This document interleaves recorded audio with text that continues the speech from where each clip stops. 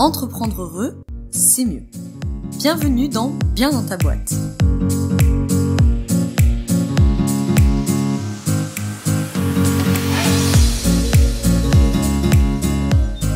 Bonjour à toi, bienvenue dans ce nouvel épisode du podcast Bien dans ta boîte.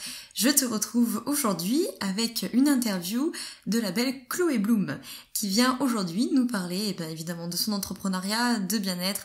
Un peu plus précisément, on va parler de son parcours, on va parler de l'entreprise Chloé Bloom aujourd'hui et de qu'est-ce qui se cache derrière, parce qu'il n'y a pas que Chloé dans cette entreprise, donc on va parler de son équipe, on va parler de la croissance de cette entreprise, de comment elle gère tout ça, et on va notamment beaucoup parler de mindset, d'abondance, de pénurie, d'argent, de mission de vie, de pourquoi, enfin bref, je garde un peu de suspense, mais voilà, Chloé va te parler de tout ça et notamment te partager beaucoup de conseils très concrets, très pratiques pour t'aider dans ton quotidien.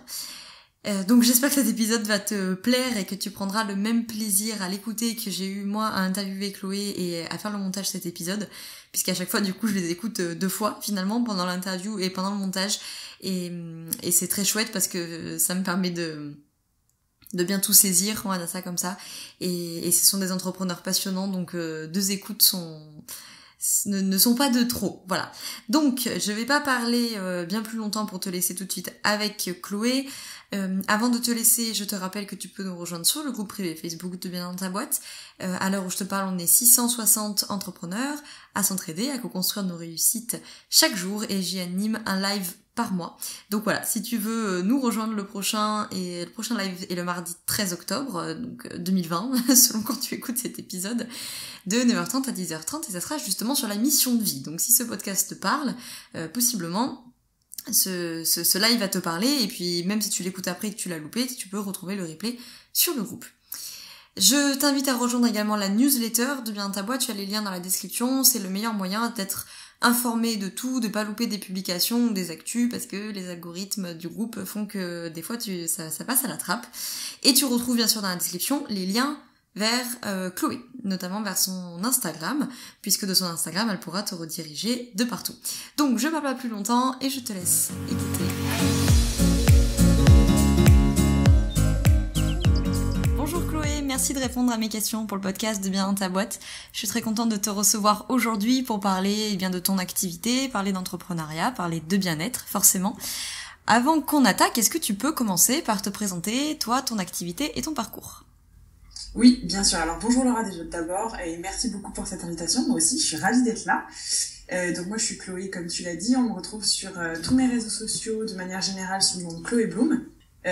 Donc en gros, ma mission, c'est d'aider toutes les personnes qui ont envie de se transformer en fait, de leur redonner du pouvoir pour qu'ils puissent transformer leur monde intérieur pour transformer le monde extérieur ensuite. Donc c'est vraiment de l'empouvoirment, de l'inspiration. Donc je suis coach, je suis mentor, je fais de la création de contenu, j'ai des événements, des coachings, des produits physiques, je suis en train de lancer une gamme de vêtements éthiques, bref j'ai pas mal de petites choses. Voilà, j'ai pas toujours fait ce job, je suis entrepreneur depuis presque 4 ans, non 3 ans et demi exactement, donc c'est déjà pas mal. Voilà, il s'en est passé des choses, j'ai pas commencé tout de suite en fait en étant dans le développement personnel, j'ai été dans le fitness au début, et puis ensuite j'ai pris un virage à 180, et voilà où je suis aujourd'hui et je m'éclate, voilà en gros. Bah ouais, justement, j'allais te poser la question. Chloé Bloom, c'est une sacrée entreprise aujourd'hui. Il y a tes coachings de groupe, il y a l'académie, il y a beaucoup de produits et puis il y a tous les projets voilà que tu développes. T'en as parlé de quelques-uns, ta marque de vêtements qui arrive, etc. Comment tu fais pour gérer tout ça de front ? Alors tout le monde me pose cette question. Alors je ne gère pas tout toute seule. Et ça c'est vraiment ce qu'il faut savoir, c'est que je ne suis pas toute seule. Je suis accompagnée de plus de 17 personnes. Il y en a plus de 17 en comptant salariés et prestataires qui nous accompagnent. Toute seule je pourrais pas faire ça. Comme je dis toujours, on peut pas construire un empire seul. Donc je suis très bien accompagnée par des personnes qui ont autant envie de donner que ce que j'ai envie de donner aussi. Après, j'avoue que j'en fais beaucoup, c'est vrai. Même en étant accompagnée, c'est vrai que j'en fais beaucoup, mais c'est aussi parce que je suis passionnée, parce que je suis drivée par un pourquoi très très fort, que je suis vraiment et passionnée et persuadée de ma mission surtout. Et les personnes qui m'accompagnent sont tout aussi passionnées, donc ça fait beaucoup. Après, c'est vrai que c'est énormément d'organisation. Ça n'a pas toujours été facile. Le pro prend une énorme place dans ma vie. même si moi ma mission là, tu vois, pour l'année 2021, c'est vraiment de parvenir à rééquilibrer ça. Ça n'a pas toujours été très très équilibré, hein. Ma vie perso, on en a beaucoup de pâti, notamment en l'année 2019. Enfin voilà, ça n'a pas été forcément facile. Mais je me vois pas faire autrement. J'aime vivre à 1000 à l'heure. J'ai toujours envie de mener plein de projets de front, de m'éclater, de donner. Il y a tellement de possibilités en fait dans le monde, et il y a tellement de... Enfin, le champ des possibles est tellement infini que pourquoi est-ce que je le ferais pas, tu vois.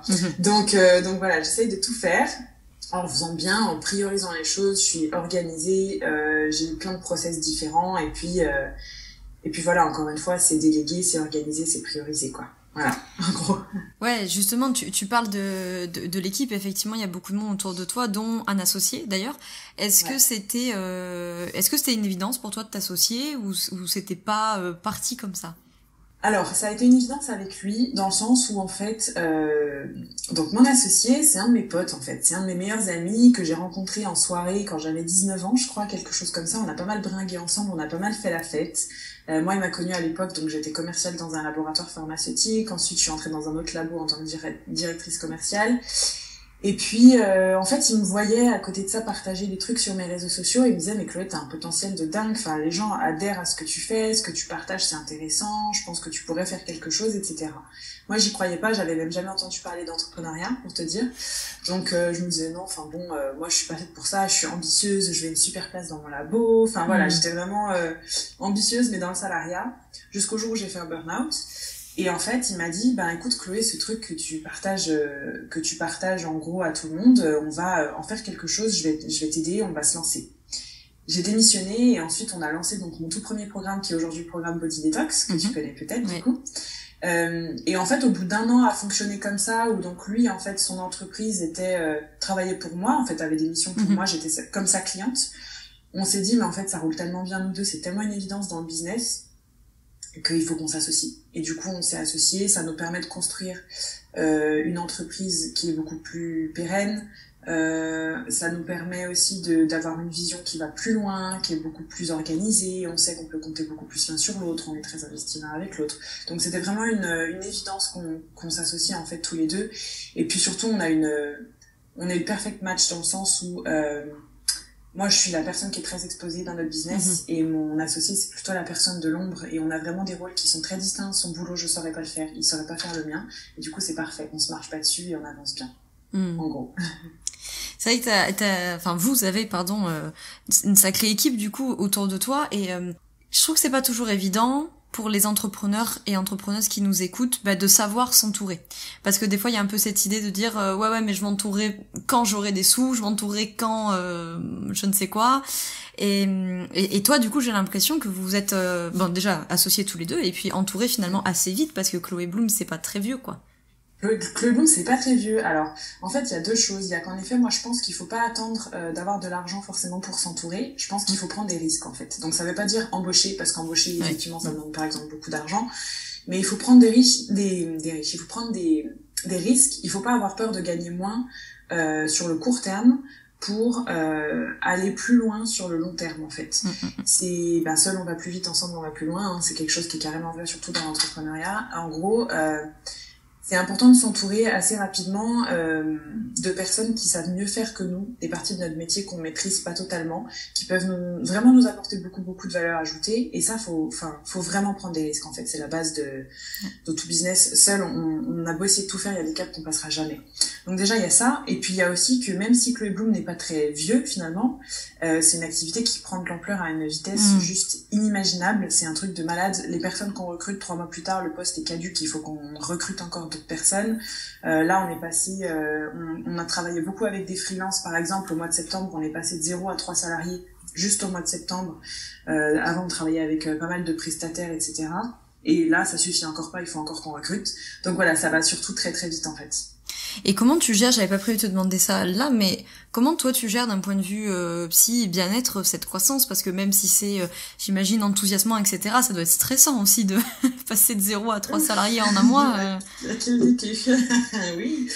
Oui, c'est assez stressant. Alors, c'est pas de m'entourer qui me stresse. Moi, je suis juste trop heureuse de ça. j'ai une gratitude immense pour toute cette tribu là qui m'entoure, les personnes qui sont avec nous, qui travaillent avec nous, c'est juste incroyable. C'est pas stressant, c'est plus excitant.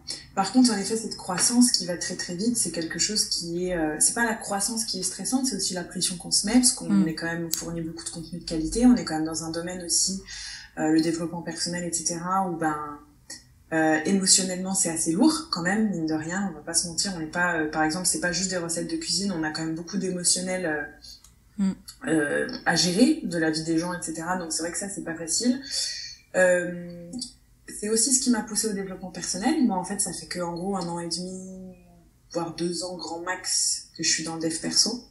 Et c'est vraiment l'entrepreneuriat qui m'a poussée dedans, puisqu'il fallait que j'apprenne à gérer ça, que j'apprenne aussi à pas trop bouffer mon couple avec mon activité pro, que j'apprenne aussi à relativiser les critiques des clients, les critiques sur les réseaux sociaux, parce que c'est pas facile, à gérer tout ce stress, à gérer aussi toute cette... entre guillemets de notoriété, tu vois, même si je suis personne, c'est un truc, enfin, on t'apprend pas en fait à recevoir tout ça et tu sais pas trop quoi en faire parfois, apprendre aussi à gérer, à savoir poser ses limites. Donc c'est vrai que c'est un peu ça qui m'a mis dans le développement personnel, à me poser des bonnes questions, à me recentrer vraiment autour des valeurs profondes que j'avais, à pas trop me laisser manger ou à pas trop me laisser monter la tête ou quoi que ce soit. Donc ouais, j'ai fait pas mal de dev perso et de travail sur moi, en tout cas pour apprendre vraiment à gérer tout ça. Ça n'empêche pas que je suis quand même stressée, je veux pas te mentir, je suis quelqu'un de stressé, mais beaucoup moins qu'avant. Les pics de stress sont beaucoup plus rares, et quand j'en ai, le dernier que j'ai eu, c'était là en juillet. C'était en juillet, et en fait... j'ai explosé, et tout de suite j'ai appelé mon associé en lui disant écoute, là j'en peux plus, je me réveille en pleurant le matin parce que j'ai l'impression de pouvoir jamais être tranquille, je suis sursollicitée par énormément de gens, et pas que ma communauté, c'est les salariés, mais c'est aussi tout le reste. Il faut qu'on trouve quelque chose, qu'on tire une leçon et qu'on en crée un changement. Et du coup, on s'est dit, ok, top, on recrute, on accélère ça, on met en place des process, on se fait accompagner pour automatiser des choses, etc. Donc en fait, si tu veux, à chaque fois qu'il y a une douleur quelque part, c'est l'occasion aussi de créer un changement dans la boîte et de créer un process. Donc ça, c'est quelque chose d'assez cool pour le coup, sur lequel vraiment on est sur la même longueur d'onde. Puis après, au niveau perso, moi je fais beaucoup de méditation, je fais beaucoup de yoga, je fais beaucoup de respiration. Là, depuis quelques semaines, je fais pas mal d'isolation sensorielle aussi parce que j'ai besoin qu'on me fiche la paix. Donc voilà, je fais pas mal de petites choses comme ça qui peuvent me faire du bien en gros. Ça m'intéresse ce que tu dis parce que alors déjà ça m'intéresse pour être aussi dans ce métier-là qui est quand même un métier du don, tu vois, et même si on apprend à pas toujours laisser partir notre énergie, etc., le fait est que voilà, t'es toujours en train de donner de l'énergie, donner du temps, donner des conseils, etc., puis toi évidemment à grande ampleur. Et même pour tous les entrepreneuses qui nous écoutent, qui sont pas forcément dans le bien-être, c'est souvent un statut psychologiquement qui est hyper sollicitant d'être entrepreneur, comme tu disais, t'es sollicité par tes salariés, par les prestataires, la comptabilité, l'URSSAF, machin bidule. Comment tu t'as appris à gérer toutes ces sollicitations, parce que toi en plus t'es dans le bien-être et en plus tu as quand même une certaine effectivement notoriété sur les réseaux sociaux, donc j'imagine effectivement en termes de critiques et puis des fois de sollicitations qui sont, j'imagine pas de mauvaise volonté, mais peut-être un peu excessive, parfois. Excessive, c'est tout à fait le mot. Parfois, c'est excessif. Tu l'as très bien dit.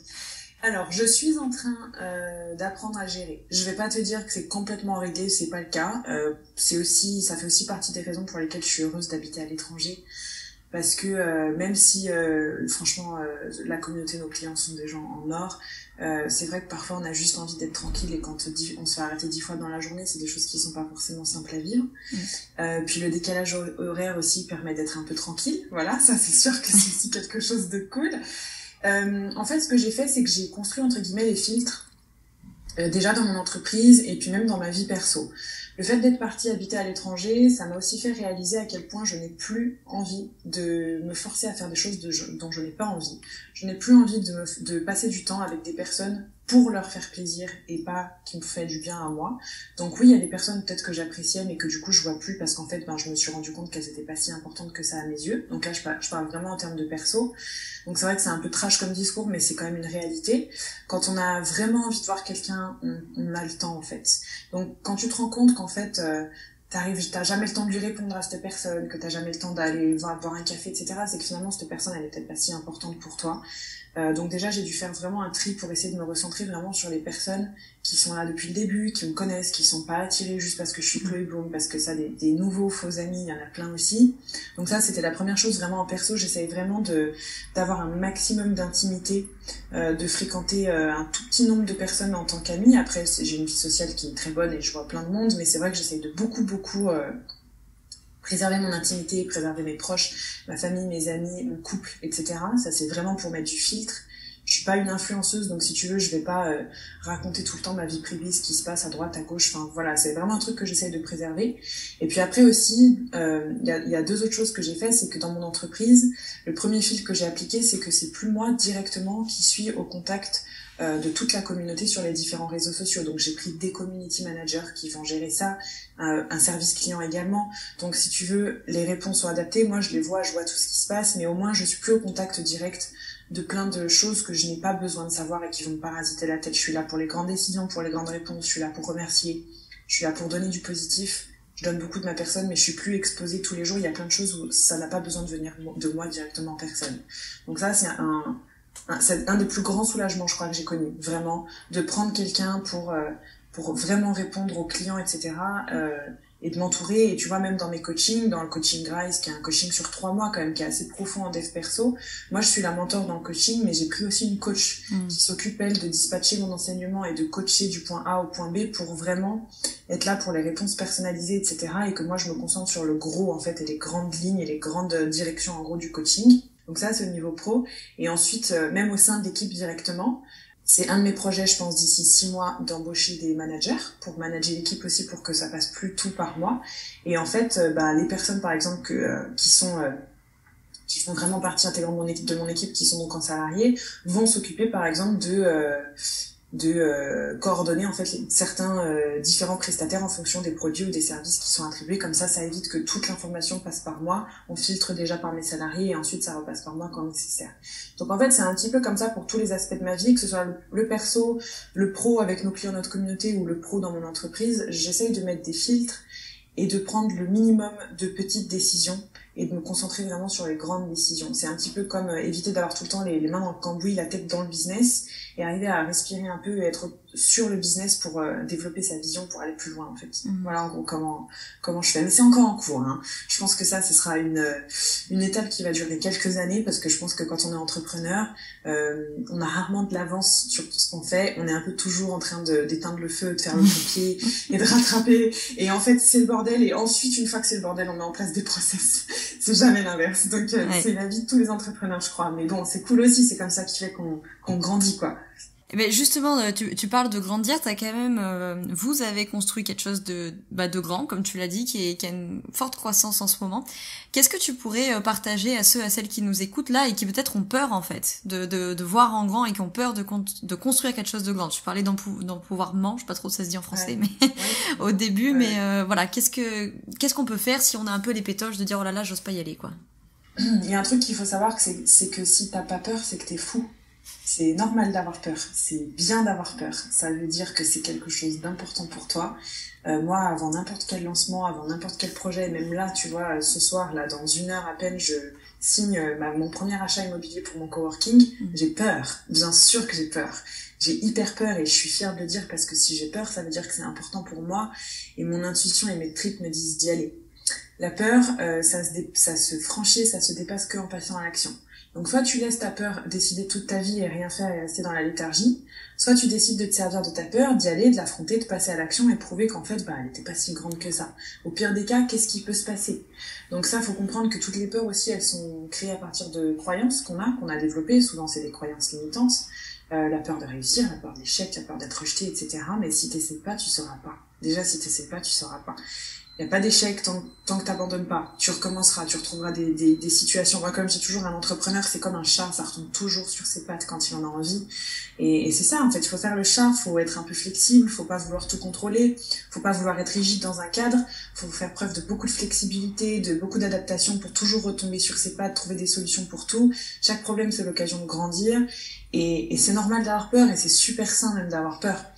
Simplement, faut y aller, faut se lancer, il n'y a pas de bon moment, donc c'est toi qui vas créer le bon moment. Et je pense que justement, pour dépasser un peu cette première peur, c'est qu'il faut s'engager publiquement, s'engager auprès d'un groupe, En anglais, on parle d'accountability.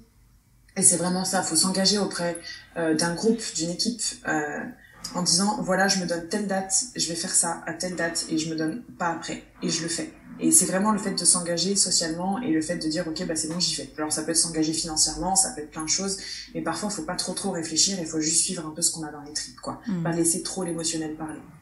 Est-ce que tu pourrais nous parler d'outils bien-être qui, selon toi, gagneraient à être un peu plus connus des entrepreneurs qui nous écoutent? Je pense à ça parce que j'ai vu récemment que tu as équipé, entre guillemets, tes locaux lyonnais de pierre, par exemple, en lithothérapie. Du coup, est-ce que ça, par exemple, ça pourrait être un outil qui, selon toi, aiderait les entrepreneurs qui nous écoutent? Alors, moi, j'ai équipé mes bureaux, notamment mon équipe, parce que je suis pas dans mes bureaux, moi, vu que je suis nomade, donc mon équipe, je la vois pas souvent, et je sais qu'ils sont tous très réceptifs aux énergies des pierres, ils adorent et tout, puis moi, je trouve que c'est des très beaux symboles. Donc, mon associé, par exemple, j'ai équipé son bureau de la pierre du génie, parce que je trouve que c'est un génie. Enfin, tu vois, voilà, ça va être un petit peu comme ça. Après, c'est clairement pas pour moi, c'est juste personnel, c'est clairement pas pour moi un outil qui va permettre ni de développer son activité, ni de dépasser ses peurs, etc. Par contre, c'est des ancres, c'est des choses qui permettent de se recentrer, d'être plus concentré, qui vont aider à la zénitude. Mais c'est pas juste une chose. Je pense qu'en fait, il faut mettre en place plein de micro-changements dans ton quotidien pour parvenir à des grands changements. Donc les pierres, ok, c'est une micro-chose parmi tant d'autres, qui va peut-être t'aider à un peu plus t'ancrer, etc. Mais il y a tellement d'autres choses à mettre en place. Déjà, c'est super important d'avoir une routine. Ça peut être le matin, le soir, peu importe, mais c'est important d'avoir un moment, un sas, entre guillemets, entre le moment où tu te réveilles le matin et ton activité, chose qui est très difficile quand on est entrepreneur, je pense que tu le sais. Non. Et non, n'est-ce pas? Et le soir, quand tu coupes ton activité, même si tu coupes jamais vraiment, et ton endormissement, c'est important d'avoir des sas aussi, un peu de décompression, donc de se créer des routines. C'est important d'avoir tout simplement une hygiène de vie qui soit de bonne qualité, de bien manger, de manger équilibré, parce que ça joue énormément sur la fatigue, sur l'énergie, sur l'humeur. C'est important de faire du sport, de même travailler sa flexibilité. Par exemple, moi, le yoga, je l'ai commencé parce que j'avais du mal à lâcher prise. Et je sais que si je lâche prise en perso ou dans ma vie, je vais encore mieux lâcher prise avec mes salariés, mieux manager, et je vais encore mieux lâcher prise dans le travail. Donc, c'est vraiment aller chercher des pratiques qui nous permettent aussi de mieux vivre.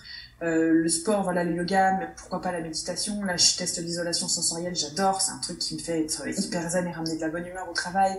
Ça peut être de l'écriture intuitive. Faut pas hésiter justement à aller chercher tous ces outils-là. Ceux que j'ai cités, je pense déjà pour moi c'est des basiques. Après, il y a plein d'autres choses où je pense que s'accorder des semaines carrément off, c'est super important, mais des semaines off dans un environnement qu'on connaît pas, donc des retraites par exemple. D'aller faire des retraites, d'aller faire des séminaires aussi avec du networking où on va rencontrer des personnes pour travailler la créativité, etc. C'est des choses qui sont super importantes.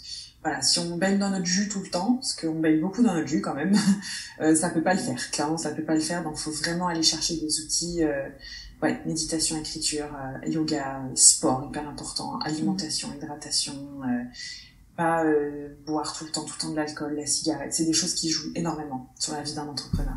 Je suis contente que tu dises tout ça parce que depuis début septembre, là, j'ai reçu plusieurs entrepreneurs du bien-être. On a eu Brice qui est venu, Brice Pellerin, Safia Ayad qui est venue la semaine dernière, etc. Et du coup, je leur pose cette question que je vais te poser, qui est une objection qu'ils ont beaucoup rencontrée et que je rencontre moi aussi parfois des entrepreneurs dans le bien-être, qui est de dire ouais, bien sûr Chloé, bien sûr, je sais que t'as raison, mais enfin là tout de suite, je vais déjà m'occuper d'aller chercher du chiffre d'affaires. Je ferai ça plus tard quand j'aurai de l'argent, je ferai ça plus tard quand je sais pas quoi. Et du coup, des fois le bien-être, souvent, il se retrouve secondaire parce que ce qui est prioritaire, c'est chiffre d'affaires, croissance, rentabilité, etc. Qu'est-ce que tu pourrais répondre à ceux qui nous écoutent, qui ont peut-être cette objection en ce moment dans leur vie? Alors, il y a deux choses. Moi, que j'entends dans ta question. Il y a deux problématiques. Qui n'est pas ta question, je le sais. En gros, la première problématique, à mon sens, c'est de faire du chiffre d'affaires l'objectif. À quel moment l'argent et le chiffre d'affaires est l'objectif dans un business? Si c'est ton pourquoi, si c'est ton objectif, tu te plantes, tu l'atteindras jamais. Il faut pas du tout que le business soit motivé par le chiffre d'affaires ou par l'argent. Il faut qu'il soit motivé par une raison qui soit bien plus grande que ça. Sinon, pourquoi tu vas aller chercher ce chiffre d'affaires-là? Et ça, c'est un truc dont je me rends compte, il y a énormément d'entrepreneurs qui ne connaissent pas leur pourquoi, qui ne savent pas pourquoi ils font ce business, pourquoi ils ont ce métier. Ils veulent chercher alors peut-être la notoriété, le chiffre d'affaires, il y a rien de mal à ça, l'argent, on en veut tous, et c'est très bien d'aller chercher de l'argent, c'est important surtout pour développer son activité, mais ça ne doit pas être le pourquoi. Et si c'est la seule raison et unique, c'est que c'est une raison qui ne mènera pas loin et en fait, ça assure presque un échec, quelque part. Donc déjà, il vaut mieux se reconnecter au pourquoi est-ce que je fais ce métier-là. Typiquement, moi, je sais pourquoi, parce que je suis persuadée que si dans notre monde, on apprenait plus jeune, comment mieux communiquer en couple, par exemple, si on apprenait à être bien dans notre peau, à avoir plus confiance en nous, à mieux communiquer, à gagner un peu plus d'argent, à mieux épargner, à développer même son intelligence émotionnelle pour mieux gérer ses émotions, je suis persuadée que dans ce monde, il y aurait moins de divorces, il y aurait moins de guerres, il y aurait moins de viols, il y aurait moins de violence. J'en suis convaincue. Ça, c'est mon pourquoi. Je sais pourquoi je fais ça. À aucun moment, je me suis donné comme objectif de faire tant de chiffre d'affaires. Je me suis plutôt mis comme objectif, moi, je veux laisser une trace et changer la face du monde, entre guillemets. Et c'est ça qui fait qu'aujourd'hui, je dépasse ces chiffres d'affaires-là. Donc ça, c'est la première, vraiment le premier aspect de ta question. Et la deuxième chose, pour y répondre, je prendrais un peu, tu sais, la métaphore du masque dans l'avion. Dans l'avion, on nous apprend que s'il y a un accident, il faut d'abord se mettre le masque à oxygène sur soi et après, on s'occupe des autres.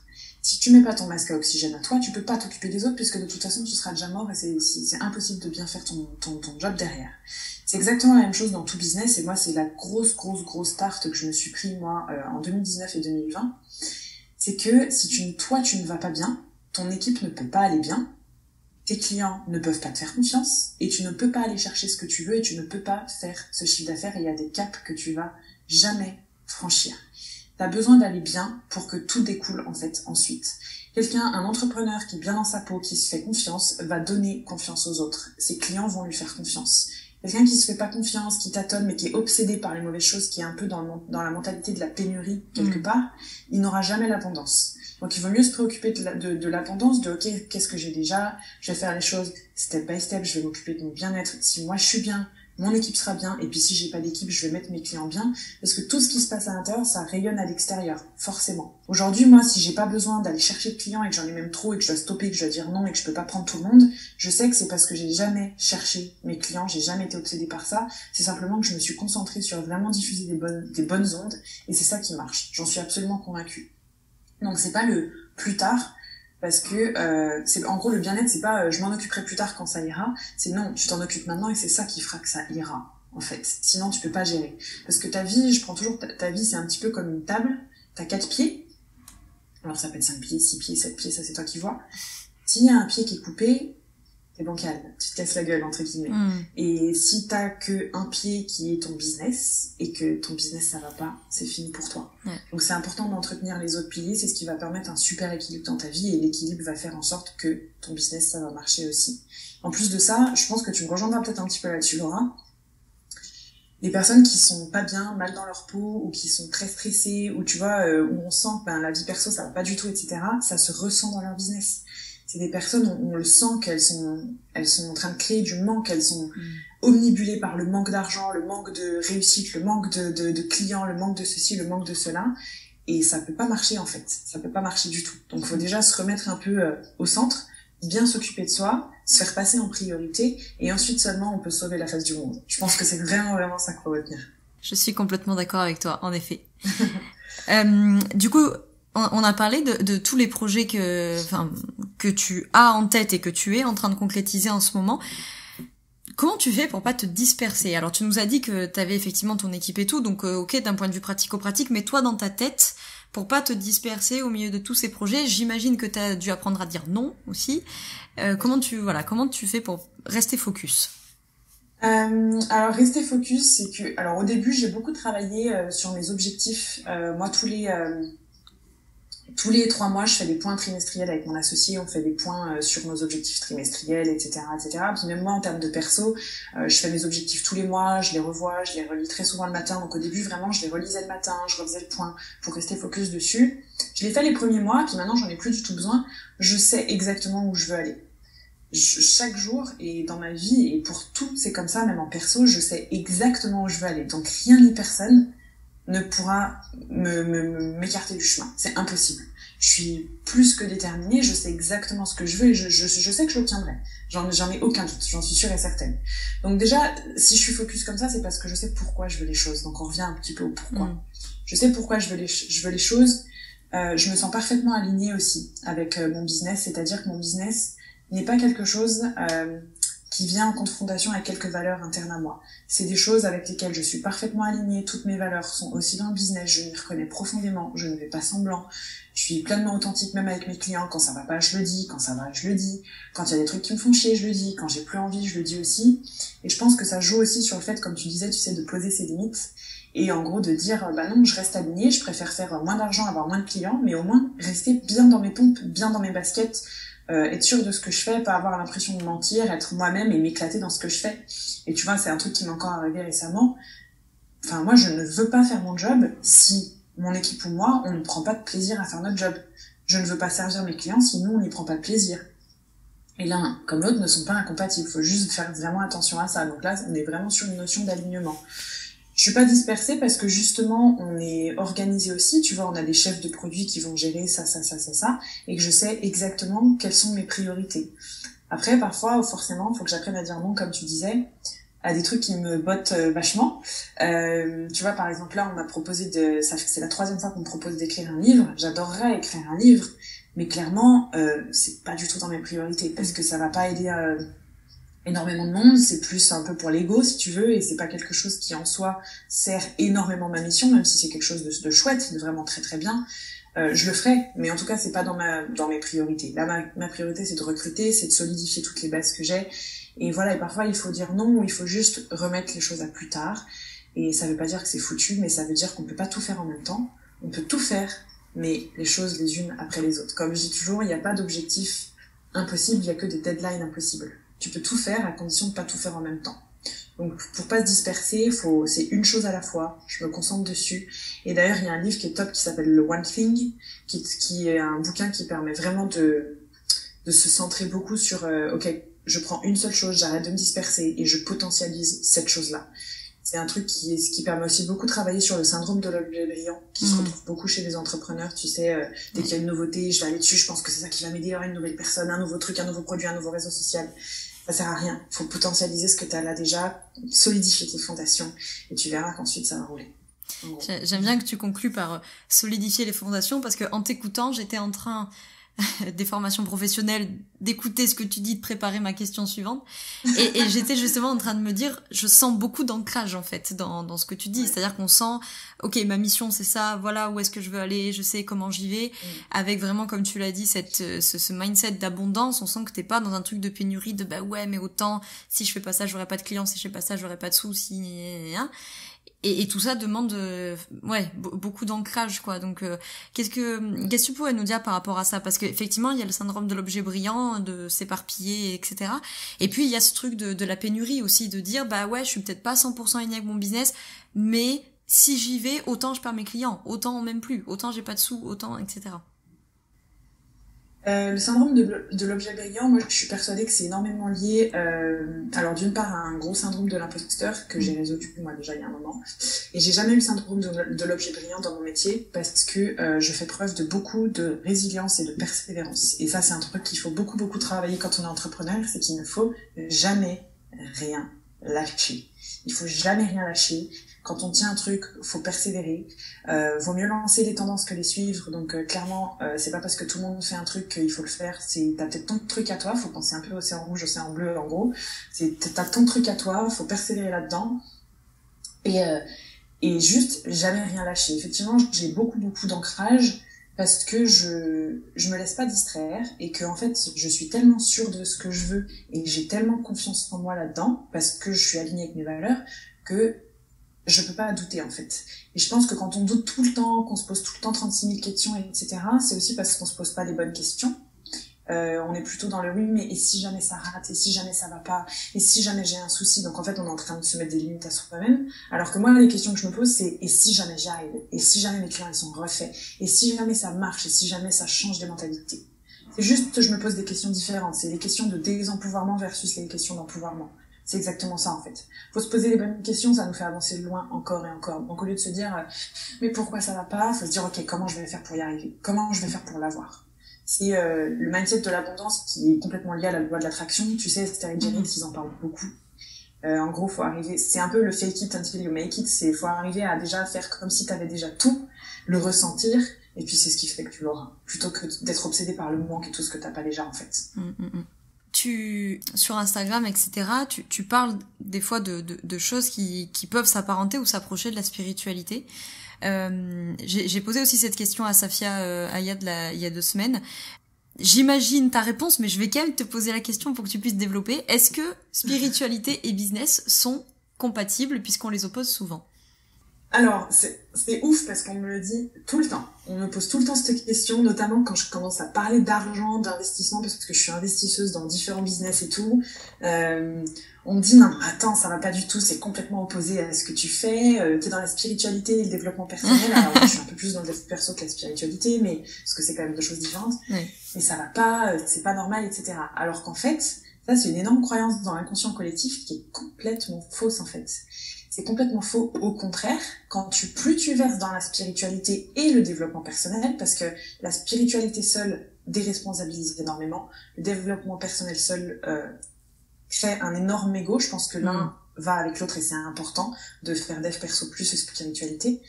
Quand tu verses là-dedans, quand tu commences à te développer, quand tu prends conscience de ta spiritualité, que tu t'ouvres, tu te connectes un peu plus au monde, en fait, ça devient juste une évidence d'être dans l'abondance. Il y a assez d'argent sur Terre pour que toi t'en aies, il y a assez de clients sur Terre pour que toi t'en aies, il y a de la place pour tout le monde, il n'y a pas de concurrence, il n'y a pas de jalousie, il y a de l'amour pour tout le monde. Et au contraire, du coup, pourquoi est-ce que tu t'en priverais, puisqu'en fait, tu peux faire encore plus de choses avec l'argent. Donc, l'entrepreneuriat, au contraire, c'est quelque chose qui est soutenu par la spiritualité. Je dirais vraiment que la spiritualité, c'est quelque chose qui va te permettre de soutenir ta mission, soutenir toute ton identité entrepreneuriale même. Moi, c'est ce qui me permet aussi beaucoup de rester une femme en énergie féminine, malgré le fait que je sois entrepreneur. Je trouve qu'il y a beaucoup trop de clichés, boss woman, je mets des costumes, je suis une boss girl, moi tu me vois avec ma mallette, mes talons hauts, mon costard, etc. Alors que moi, je suis tout le temps pieds nus avec mes chemises hyper amples et tout dans tous les sens, tu vois. Et c'est aussi ma spiritualité qui me permet de garder cette identité et de pas... je suis une boss girl, mais bon, moi, je suis pieds nus et je fais du yoga et je suis quand même une boss girl et voilà, tu vois. Donc, ma spiritualité me permet aussi d'équilibrer un peu mes énergies yin-yang, tu vois, pour être dans l'action, oui, mais aussi laisser l'intuition beaucoup parler, pas être tout le temps dans le mental, tout le temps dans l'intellect, mais aussi savoir être dans la réception, dans l'intuition. Donc ça joue beaucoup. Et puis, c'est surtout que du coup, ça te permet aussi de constamment garder cette mentalité de l'abondance, de voir qu'il y a assez partout en fait, et que t'as pas besoin d'être dans la pénurie et d'aller gratter, d'aller chercher, d'aller manquer. Et je pense que c'est ce qui permet de vibrer pour des bonnes choses et même de monter ta fréquence vibratoire et d'attirer à toi les gens que t'as envie d'attirer en fait, plutôt que de t'attirer des clients qui vont râler, qui vont te faire chier, que t'as pas envie de gérer. Moi, j'ai jamais eu ça. Mes clientes, ça pourrait tout être mes potes, j'ai l'impression. Qu'est-ce que... Voilà. L'autre jour, j'ai une... qui peut être coachée, une proche de bien dans ta boîte, peu importe, qui m'a posé cette question et qui me dit, c'est super tout ce que tu racontes, dev perso, yoga, psycho, machin, mais elle dit des fois, moi, ça me culpabilise un peu parce que du coup, j'ai un peu l'impression que s'il m'arrive des trucs pourris dans ma vie, loi de l'attraction oblige, c'est parce que je suis pas assez élevée niveau vibratoire, c'est parce que j'attire, moi, des trucs pourris, etc. Est-ce que t'as déjà eu cette réflexion? Qu'est-ce que tu pourrais répondre peut-être à ces gens Ouais, tout le temps.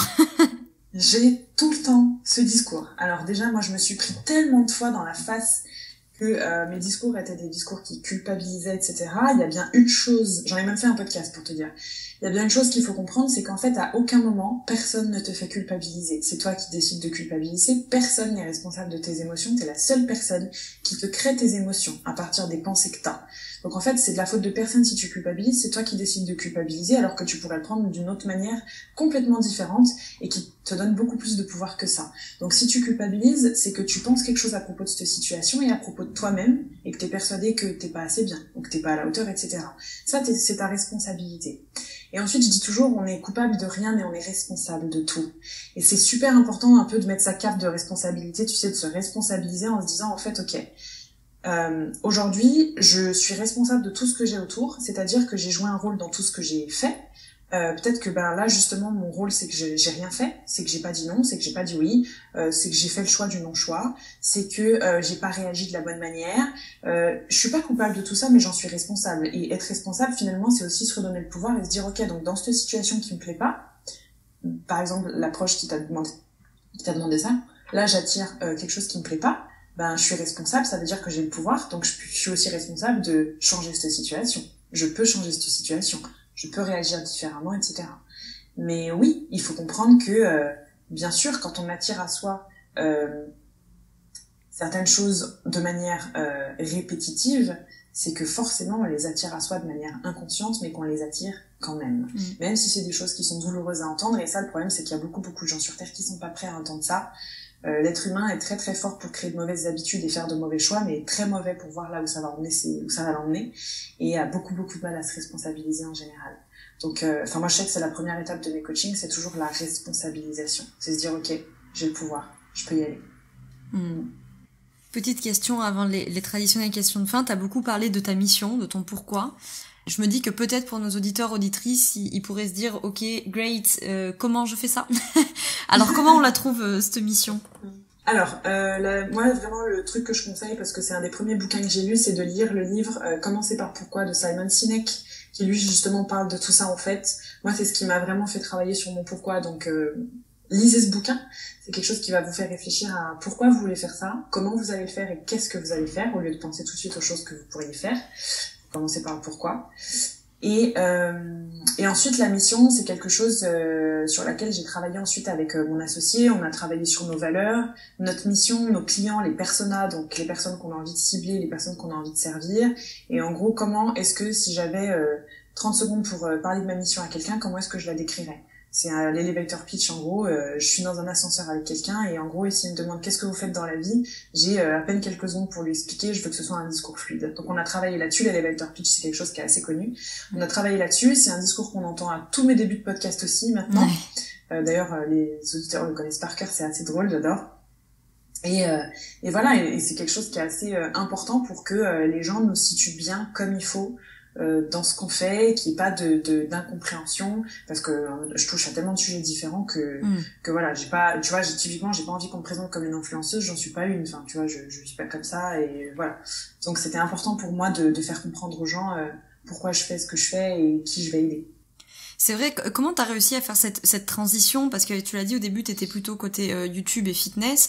Donc déjà, il a fallu faire une transition vers le bien-être. Et effectivement, de pas te retrouver cataloguée influenceuse, instagrammeuse, youtubeuse, je sais pas quoi, mais vraiment avec ta casquette de coach et mentor.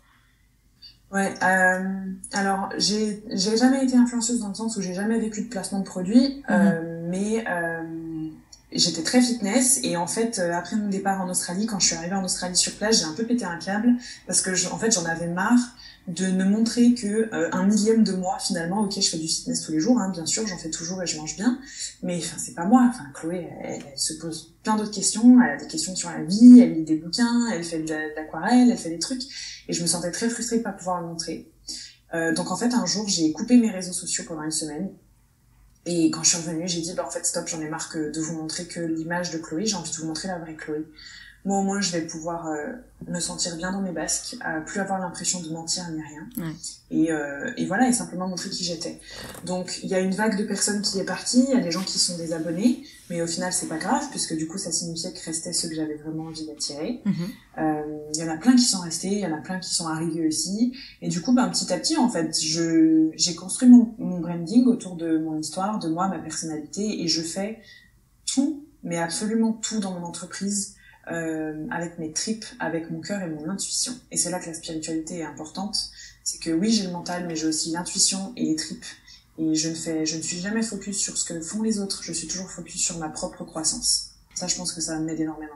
C'est intéressant que tu dis ça parce que c'était justement des conseils que donnait Safia la dernière fois, d'être connecté à son pourquoi, à sa mission, et de pas être constamment concentré sur ce que fait le voisin, pas dans une logique de penser qu'à soi, pas du tout, mais dans une logique de si t'es pas authentique et si ça vibre pas avec toi, ça va pas apporter grand chose de plus que le voisin, quoi. Exactement. Et puis surtout, la différence émotionnellement entre être focus constamment sur ce que font les autres, la concurrence, les dangers que tu cours, etc., et être focus sur ce que toi tu vas faire, comment tu vas servir les autres. Enfin, émotionnellement, il y a une immense, c'est un gouffre entre les deux, quoi. Donc moi, les autres, il y a de la place pour tout le monde, il y a pas de concurrence, tout va bien, quoi. Ça revient un peu à ce mindset abondance versus pénurie, quoi. Mes traditionnelles questions de fin. Quelles sont les plus grandes difficultés, pourquoi pas même les échecs, que tu as rencontrés depuis que tu es entrepreneur? Alors, échec, j'en ai pas eu pour le moment, donc j'appréhende le premier, mais je pense qu'il n'y en aura jamais, puisque un échec, c'est un échec quand t'abandonnes. Difficulté, la plus grande difficulté que j'ai eue, c'est dans mon couple, parce qu'on est tous les deux nomades digitaux, donc on est tout le temps, on n'a pas de chez nous, on déménage toutes les 2 semaines, voire tous les mois. Un peu partout, et du coup faut emmener notre travail sur le dos, c'est des périodes qui sont aussi très stressantes, on fait le même style de travail mais on ne travaille pas ensemble, et du coup ça a pris énormément de place dans notre couple. Même moi j'ai ramené beaucoup le travail aussi à la maison, donc je rentrais à la maison, j'étais dans une énergie hyper yang, hyper masculine, lui du coup il trouvait pas sa place, moi j'avais l'impression d'être en face de quelqu'un qui me soutenait pas. Bref, ça a été extrêmement dur, vraiment notre couple en a beaucoup pâti, mais du coup ça a été aussi un merveilleux apprentissage, et aujourd'hui on est plus fort que jamais, heureusement. Mais ça a été très très difficile. Et la deuxième chose, je dirais, c'est... Comment je pourrais expliquer ça ? La deuxième chose, c'est de savoir me préserver. De savoir me préserver aussi bien par rapport à mes clients que par rapport au perso, où en fait, j'ai pas besoin d'être constamment présente pour être sûre que je fais du bon travail. J'ai pas tout le temps besoin de donner plus. Je vais pas décevoir pour autant, c'est déjà bien ce que je fais, parce que j'ai quand même toujours un peu peur de décevoir. Et je donne déjà assez, mais voilà, faut vraiment que j'arrive à m'en rendre compte, et j'ai pas tout le temps besoin de répondre à tout le monde, de donner de ma personne. Il faut vraiment que j'apprenne à me faire passer moi avant les autres pour mon bien-être, pour être sûre de faire ce métier encore longtemps et de le faire bien et encore mieux. Donc ça, c'est une grande difficulté sur laquelle j'ai beaucoup travaillé en 2020, je continue de travailler dessus, et c'est pas encore acquis, mais c'est en train de bien venir, ouais. Ouais. Et alors, à l'inverse, quelles sont à tes yeux tes plus grandes réussites ? Mes plus grandes réussites, pas tellement envie de parler d'objectifs, parce que c'est vrai que, nos réussites, en fait, on smash tous nos objectifs, tout le temps. Mais je dirais surtout que ma plus grande réussite, une de mes plus grandes réussites déjà, c'est d'avoir pu montrer à des milliers de personnes que c'était possible, en fait. Qu'il n'y a pas besoin de venir d'un milieu particulier, qu'on n'a pas besoin de commencer avec plein d'argent, on a tous une histoire, que notre passé ça peut être un cadeau, ça peut être un super apprentissage. Et je pense que ma plus grande réussite, c'est ça, c'est de voir en fait des gens qui font des trucs de fou de tout ça, en fait, qui même juste avec un podcast parfois ont démissionné, lancé leur business, qui avec juste une vidéo ont réussi à améliorer leur couple, à éviter une séparation. Ça, c'est ma plus grande réussite, de me dire, en fait, j'ai réussi à montrer que c'était possible, et les gens en font quelque chose. J'arrive vraiment à inspirer. Et en fait, je trouve que cette plus grande réussite, c'est la réussite des autres, en fait. De me dire, ils réussissent, et ça, c'est chouette, c'est que c'est bon. Job done. C'est vraiment le truc, c'est vraiment ça. Et la deuxième réussite, je dirais, c'est mon équipe, notre équipe. Je suis trop heureuse d'être entourée de toutes ces belles âmes et toutes ces personnes. C'est des anges, hein, vraiment, c'est des anges, c'est des anges gardiens sur notre chemin, et c'est une grande réussite que de s'entourer de bonnes personnes. C'est pas fini, mais je sens que c'est très très bien parti, et que 2021 va être assez grandiose pour le coup.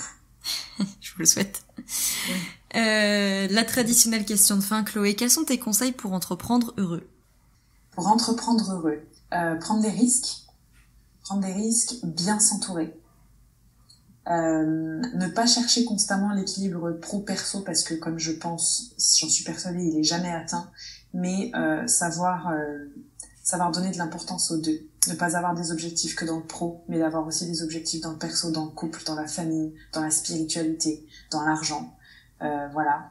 Et ne pas viser ni l'argent ni la notoriété, mais plutôt viser la contribution.